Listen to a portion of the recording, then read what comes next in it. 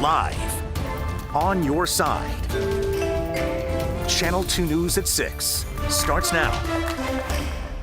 Our top story tonight, we are learning more about a deadly incident on the mainline throughway last night, which closed all eastbound lanes between Camp and Mile Strip roads in Hamburg for several hours. I'm Dave McKinley. State police say a pedestrian was killed after being hit by numerous vehicles. Between exits 56 and 57, they tell us one driver pulled over and called 911 after hitting the man, who was also run over by several other cars and tractor trailers.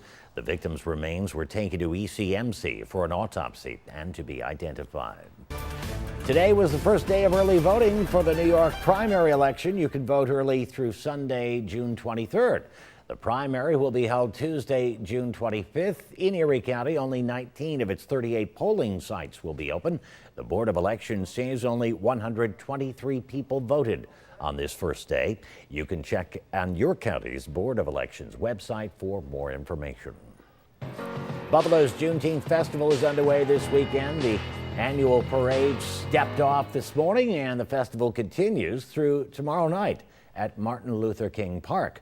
2 on your side's Keelan Berrien was out there earlier. He now joins us from the rooftop with more on the festivities. Keelan.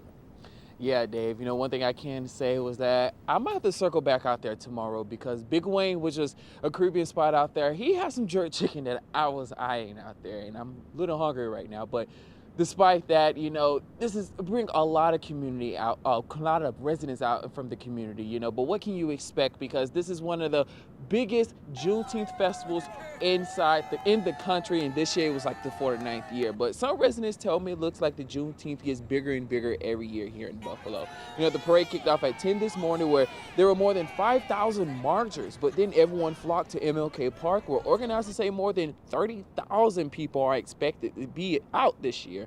And there were so many vendors to check out. There were folks making their own handbags, hair care products, and even food. But here's what a few people had to say. My business, so honestly what inspired me was pretty much me always wearing my natural hair, and I just want all black men, women, and children to feel comfortable wearing their natural hair. We got to represent ourselves, okay? Go together, everybody's together. Yeah, a lot of people are so going head to head with each other. Everybody looks like so. I'm impressed that it continues to grow. I think I was parking and I met a woman that said she came from Canada. I think with that kind of reach, you can spread whatever message you need to within the community. Now, there were over 150 vendors to choose from. Day one of the festival wraps up tonight at 7 o'clock, but it will start back up tomorrow. Those hours are going to be from noon to 7, so make sure you get yourself out there at MLK Park to really enjoy the festivities that the community has to offer. Dave, we're going to send it back to you in the studio. All right, Keelan, Governor Hochul was in Buffalo to march in the parade. While here, she spoke about the resilience of the city's east side and the importance of moving forward, but not forgetting struggles and hardships of the past. What does freedom mean if you can't start a business because they won't give you a loan? Or you can't get a mortgage for your house? What is freedom like today in 2024? Let's keep pushing forward to make sure that we honor their stories, their struggles, their sacrifice, and the resiliency of a people who find themselves here today after suffering incalculable loss 2 years ago. She is speaking, of course, about the 514 shootings. Meanwhile, the state has named 9 members to a reparations committee to study the impact on black New Yorkers from slavery, a practice which was abolished in this state nearly 200 years ago. They had a lovely day for all the Juneteenth celebrations, and Storm Team 2's Jennifer Stanonis was there as well. She marched with many other members of the Channel 2 News teams. Joins us now with our forecast. It's a good thing that parade was today, Jen, because I think things are going to be heating up soon. Woo, yeah, it was a beautiful day today. We had 70s, sunny skies. Team 2 was there. We had the storm tracker there. We'll have more on that coming up tonight on Channel 2 News at 11. Gorgeous day, great day for the parade, and so many festivities and festivals. We're going to start warming things up for tomorrow and especially during the week, but This evening, gorgeous. We have the sunny skies and comfortable temperatures continuing, and we'll continue to do so right on into the morning. And really not much on the radar in terms of precipitation. I mean, we're going to have this dominant high pressure system setting up. It's going to continue to pump the heat and humidity into our area for especially much of next week, but mainly dry stretch expected with that heat, with some sunshine, even partly to mostly sunny skies.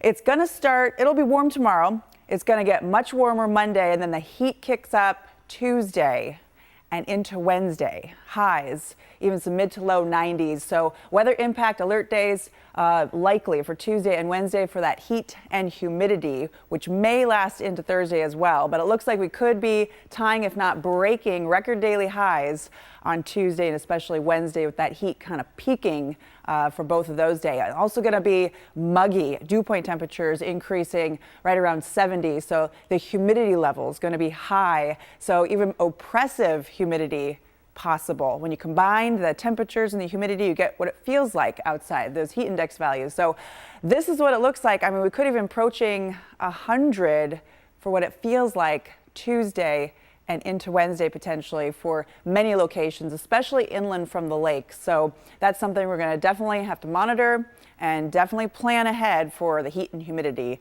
this week. All right, tonight's forecast, enjoy the refreshing temperatures. I mean, lows dropping down to around 50, even some upper 40s. Open those windows, enjoy, because this is probably the last time refreshing air comes in for many, many days.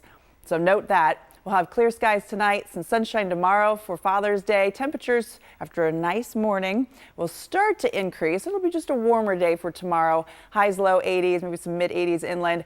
And then the warmth starts to move in, even those lows around 70 for Sunday night. So yes, relief from the heat, however you can get it, and even beautiful conditions along the lake shores expected, at least to find some of the cooler air with those lake temperatures in the mid 60s. Looks like a nice beach and boating forecast for Sunday. Waves just expected to be 1 to 2 feet for Lake Ontario. All right, Monday's forecast, we start to have those very warm conditions, high temperatures even near 90, low temperatures, I mean, mid to low 70s. So definitely weather impact alert days, a potential for Tuesday and Wednesday for the heat, as we'll have highs mid to low 90s potentially, and lows even some mid to low 70s. We start to finally feel a little bit relief with conditions end of the week and into next weekend, but it's still going to be pretty warm, so plan accordingly. That's the latest on your forecast.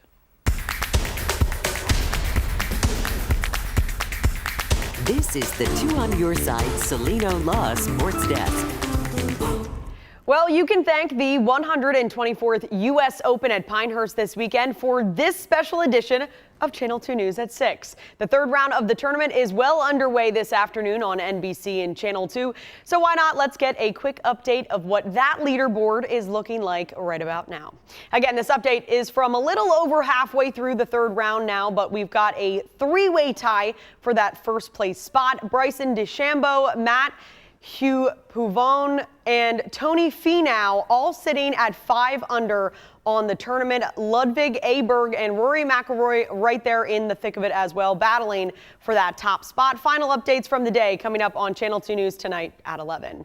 In hockey tonight, the Stanley Cup Finals continue on as the Florida Panthers look for a clean sweep of the Edmonton Oilers in Game 4. The Panthers now just one win away from their first Stanley Cup title after just barely holding on for a 4-3 win in Game 3. Now, if the Panthers can win this one tonight on the road in Edmonton, it would be the first Stanley Cup final sweep since 1998. This matchup will get underway at 8 p.m. and we'll be sure to have those game highlights tonight at 11. Also coming up tonight at 11, the Bills may be off until training camp in late July, but we will be continuing our coverage of the team this offseason, including what linebacker Terrell Bernard had to say over in Orchard Park this past week about this season and how he can have continued success in his second year now as a full-time starter.